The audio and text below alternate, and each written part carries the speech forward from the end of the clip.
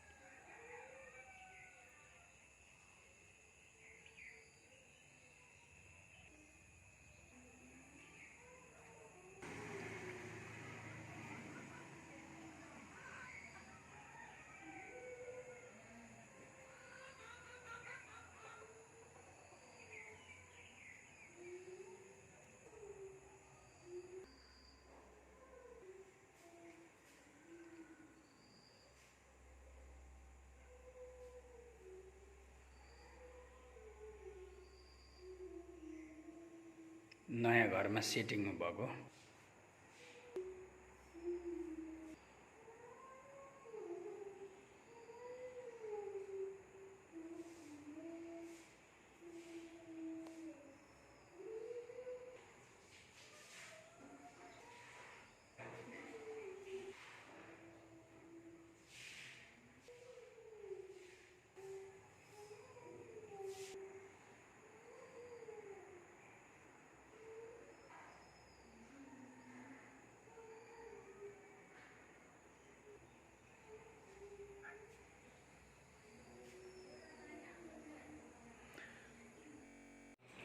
पवित्र पवित्र पवित्र जीवित अनुग्रहकारी सेना हो का यहोवा परमेश्वर पिता पुत्र प्रभु येशू ख्रीष्ट पवित्र आत्मा परमेश्वर हामी तपाईलाई कोटी कोटी धन्यवाद दिन्छौं। आजको सुन्दर दिन सुन्दर समय हाम्रो जीवनमा एउटा उपहारमा तपाईले दिनुभएको छ। प्रभु हामी रमाउँदै तपाईको चरणमा आउँदछौं। धेरै जनाले प्रभु यस दिनलाई देख्न चाहँदा जनाले देख्न सकेन। कति जनाहरु दुर्घटनाद्वारा मरे, कति जना रोग बिमारद्वारा मरे, कति जना आत्महत्या गरेर मरे। तर परमेश्वर तपाईले हामीलाई अनुग्रह गर्नुभयो र आजको यो दिन दिनुभयो र यसरी पास्टरको घरमा आएर यो मिठो संगति गर्ने अवसर दिनुभएको लागि प्रभु तपाईलाई धन्यवाद। पवित्र आत्मा हामी तपाईलाई स्वागत गर्छौं। हाम्रो माझमा भएर तपाईले कार्य गर्नुहोस्। प्रभु आजको संगति हामी सबै जनाको लागि आशीषमय भएको छ। प्रभुजी जो पनि प्रभु तपाईका दासहरु बाटोघाटोमा आइरहेको छन् उनीहरुको लागि प्रार्थना गर्छौं। तपाईले अनुग्रह गरेर सुरक्षा हाम्रो बीचमा ल्याउनुहोस् प्रभुजी। र आजको संगतिद्वारा प्रभु परमेश्वर हामी सबै आशीष पाउन सकौं। प्रभु खाली नेतृत्व आएको छौँ भरपुरीको साथ जानसँग प्रभुजी र हामी प्रत्येकजनाको लागि आजको यो समय ओ प्रभुजी आशिषमय हुन सकेको पिता प्रार्थना गर्दछौँ वचनद्वारा बोल्नुहोस् बातचित गर्नुहोस् प्रभु हामी एक दोस्रोलाई मिलेर प्रार्थना गर्नु एक दोस्रोलाई उत्साहित गरौँ र जे पनि पवित्र आत्माले अगुवाई गर्नुहुन्छ ती सबैद्वारा तपाईँको महिमा भएको प्रभुजी प्रभु हामी प्रार्थना गर्छौँ हाम्रो कमजोरको लागि हामी दुर्बल छौँ शरीरमा छौँ प्रभुजी हाम्रो दुर्बलतामा तपाईँ मद्दत गर सहायता गर प्रभुजी तपाईँको शक्ति अनि सामर्थ्य भरिदिनुहोस् प्रभु अब संसारिक कुराहरू सबै कुरा भुलेर प्रभु केही समय तपाईँको उपस्थितिलाई थाहा गर्दै श्रद्धाको साथ भक्तिको साथ दीनताको साथ तपाईँको चरण बसेर तपाईँको आराधना गर्नमा तपाईँको महिमा गर्नमा तपाईँको जीवनको सुन्नमा हामीलाई तपाईँ सहायता गर्नुहोस् प्रभुजी हामी एक एकजनालाई सम्पूर्ण यो सेवकालाई सुन्दै अन्तसम्म तपाईँको हातमा सुम्पिने यो बिन्ती प्रार्थना माग्छौँ हामीलाई सधैँ माया गर्नुहुने हाम्रो उद्धारकर्ता प्रभु येशूको नाममा आमेन। विशेष गरेर म आदरणीय पास्टर अनि पास्टर आमाको परिवारलाई धन्यवाद दिन चाहन्छु। उहाँले एउटा साँच्चै नै बाइबलमा हामीलाई थाहा छ माथिको पुस्तक 10 अध्यायको 42-41-41मा हामीले हेऱ्यौँ भनेदेखि सो आज उहाँहरूले हामीलाई आदर अनि सम्मान यसरी अतिथि सत्कार गर्नुभएको छ है। उहाँहरूको मिनिस्ट्रीमा उहाँको परिवारमा उहाँहरूको सेवाकाईमा परमेश्वरले धेरै आशिष दिनुहुनेछ। अघि उहाँले भन्दै हुनुहुन्थ्यो है मलाई त्यो कुरा याद आउँछ जब यीशु मसीहको समयमा भेटी सङ्ग्रह गरिराखेको भेटीहरू चढाइराखेको थियो अनि प्रशस्ता हुनेले प्रशस्ताबाट चढाइराखेको थियो अनि एउटा त्यहाँनिर विधवा छ तपाईँहरूलाई थाहा छ भने विधवाले खालि 2 पैसा भेटी चढाएको थिए अनि त्यो 2 पैसा भेटीको चाहिँ सायद है बाइबलमा नाम आएको छ। अनि उहाँले जुन कुरो हाम्रो लागि एउटा प्रभुको दासहरूको लागि उहाँले आदर गर्नुभएको छ है। उहाँले भन्दै हुनुहुन्थ्यो है आज सेवाकाई गर्ने सेवकहरूलाई धेरै साह्रो पर्छ धेरै गाह्रो पर्छ मान्छेले सोच्छ बाहिरबाट यिनीहरू धेरै आउँछ होइन तर पनि त्यो अपुग्दामा भए तापनि उहाँले हाम्रो लागि यसरी आदर सम्मान अतिथि सत्कार गर्नुभएको छ है। उहाँहरूको परिवारमा उहाँहरूको सेवाकाईमा परमेश्वर धेरै धेरै आशिष दिनुहुनेछ। लाउनुहोस् हामी एउटा पुरुषलाई गाउनेछौँ।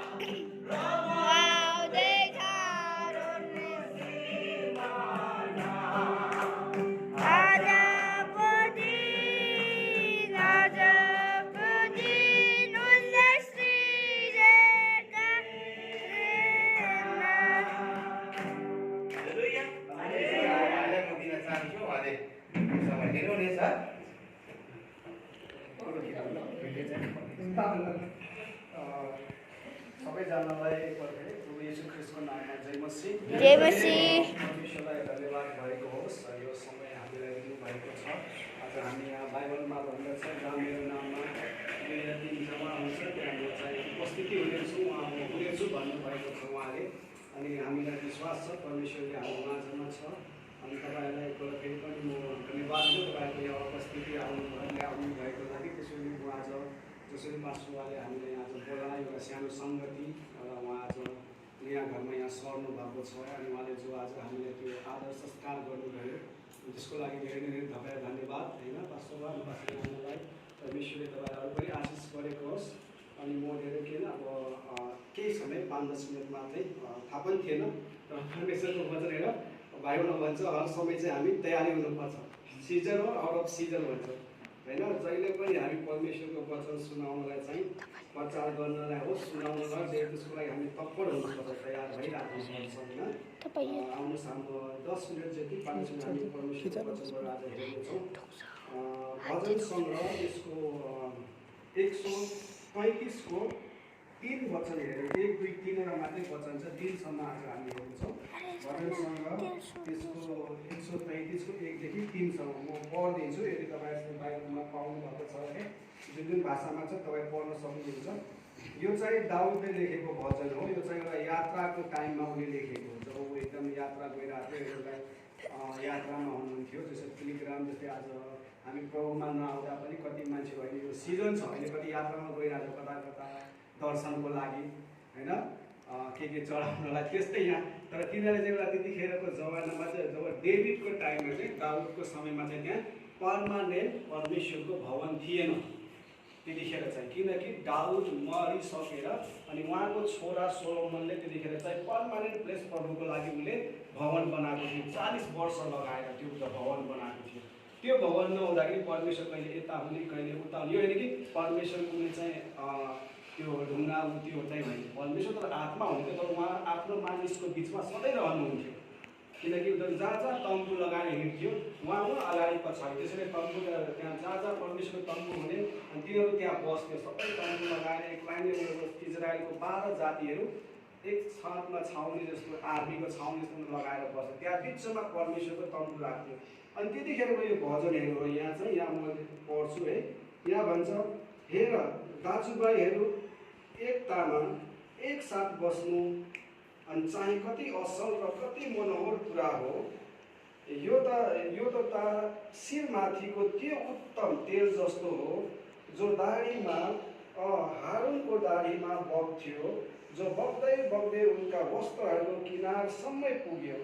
अनि यो हर्मोनको शीत जस्तो हो जो सियोनको पहाडमाथि खस्छ, किनभने परमप्रभुले त्यही आशिष अर्थात् सदा सर्वदा रहने जीवन ठहराउनु भयो।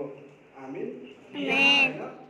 परमेश्वरले आज हामी ख्रिस्टमा छौँ, परमेश्वरको उपस्थितिमा छौँ। आज हामी डिफ्रेन्ट जातिबाट डिफ्रेन्ट कम्युनिटीबाट हामी यहाँ आएको छौँ।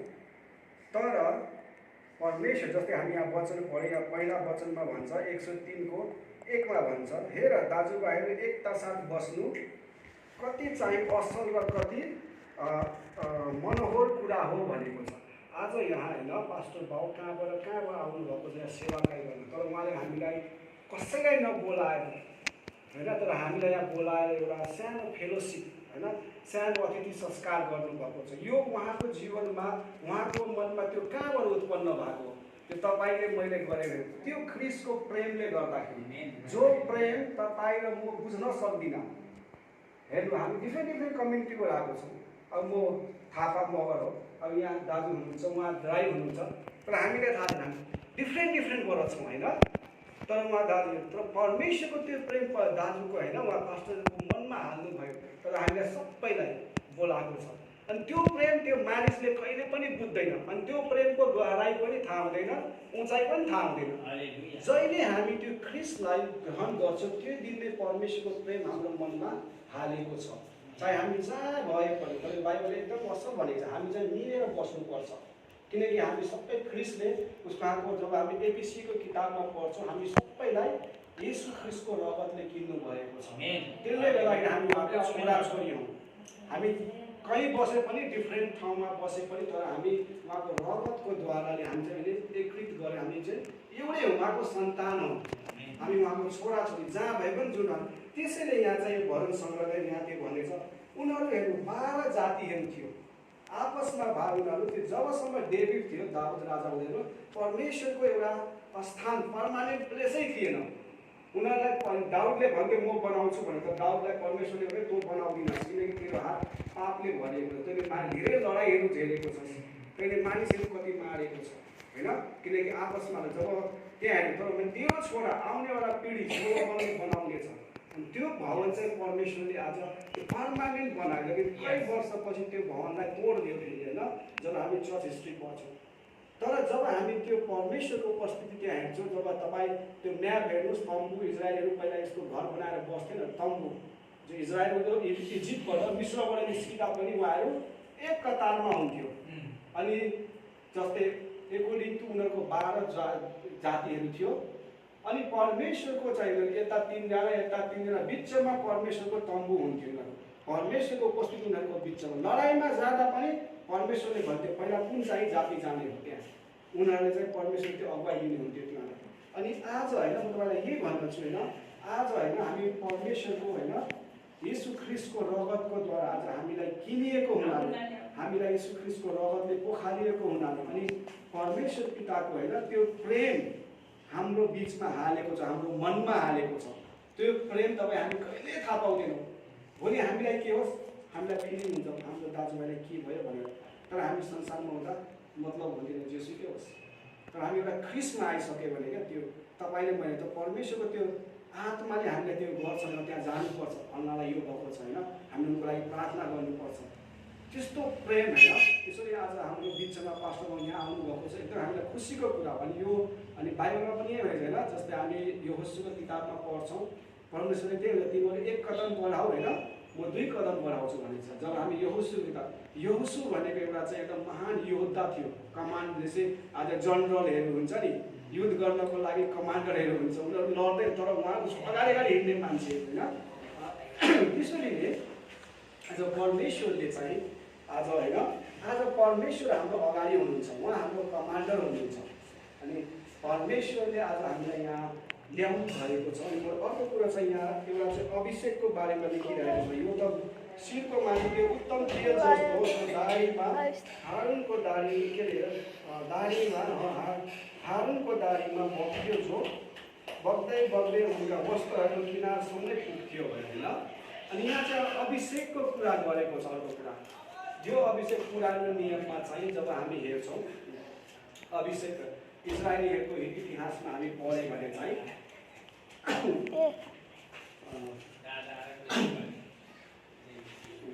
अनि यहाँ हामी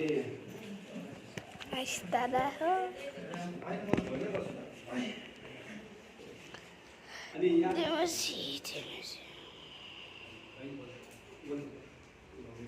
अनि यहाँ चाहिँ के छ भने यहाँ एउटा दाजुभाइको होइन प्रेम देखाइरहेको छ।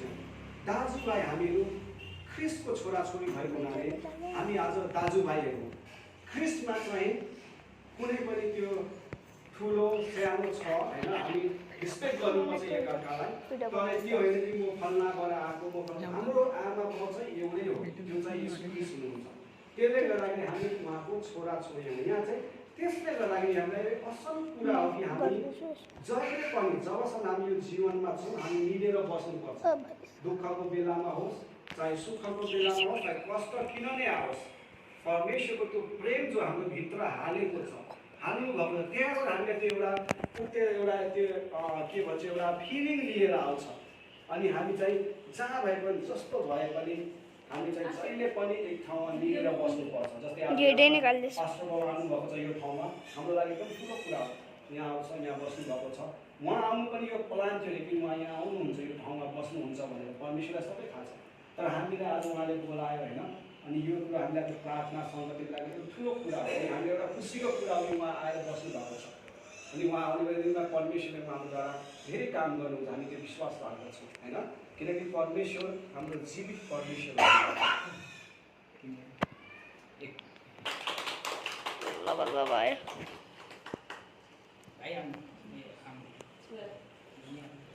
जानु न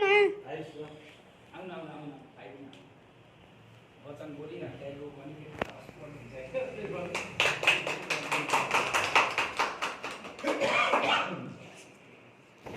जानु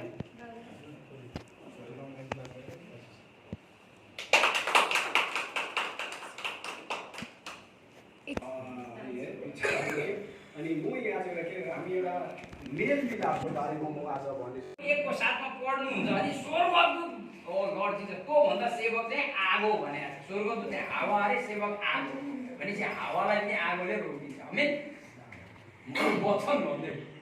अनि अब हामी होइन त्यसरी अनि भिडियो निकाल है छोरो म निकालेछु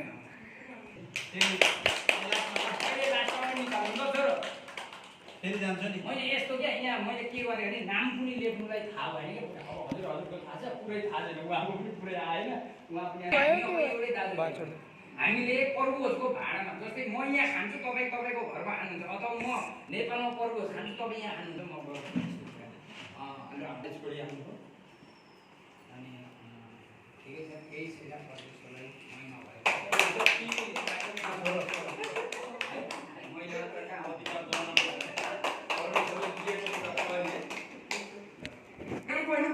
यहाँ